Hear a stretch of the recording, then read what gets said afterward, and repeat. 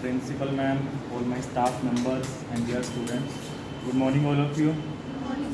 तो आज हम मानव शरीर के अंदर उत्सर्जन तंत्र या एक्सक्रीटरी सिस्टम के बारे में पढ़ेंगे कि एक्सक्रीटरी सिस्टम या उत्सर्जन तंत्र क्या होता है।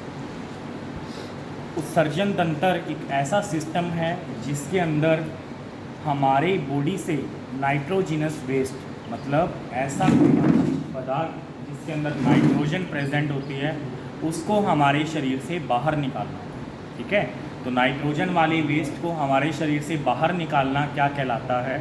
उत्सर्जन कहलाता है। अगर मैं बात करूं कि हमारे पास ये नाइट्रोजन आती कहाँ से है जिसको हम बाहर निकाल रहे हैं, तो हम जो खाना खाते हैं उसमें प्रोटीन होती है। बोलो होती है कि नहीं? हम जो खाना खाते हैं उसमें क्या होती है? प्रोटीन। वो प्रोटीन मिलकर बनी होती है अमीनो अम्लों से और उन अमीनो अम्लों में पाया जाता है नाइट्रोजन। ये जो नाइट्रोजन होते हैं ये तीन चीज़ें बनाते हैं। एक बनाता है अमोनिया, एक बनाता है यूरिया और एक बनाते हैं यूरिक एसिड।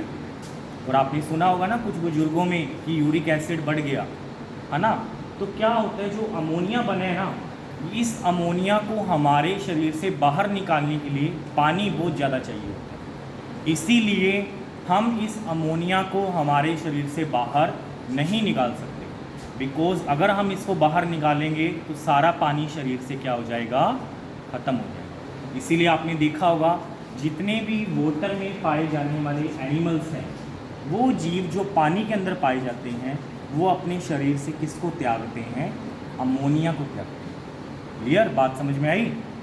दूसरा होता है जो यूरिया है, उस यूरिया को क्या करते हैं, उस यूरिया के अंदर नाइट्रोजन उपस्थित होता है, उस यूरिया को हम अपने शरीर से बाहर निकालते हैं क्योंकि उसके लिए एक मिनिमम वाटर चाहिए होता है, कुछ पानी चाहिए होता है जो हमारे पास मौजूद होता है। और इसीलिए यूरिया से हमारे एक वर्ड बना जिसे हम बोलते हैं यूरिन। यूरिन मीन्स मूत्र। उस मूत्र में क्या होगा? आपके पानी के साथ यूरिया होगा, जिसको अपने शरीर से बाहर निकालेंगे। थर्ड होता है यूरिक एसिड।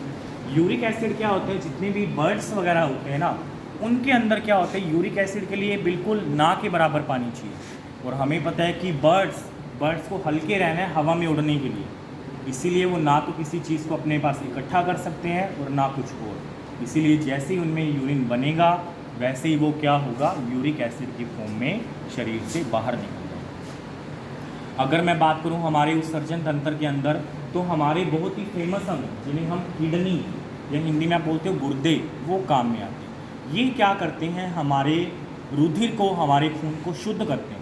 तो इनमें जितने भी हार्मफुल चीज़ें होती हैं वो हमारी किडनी से छनती है।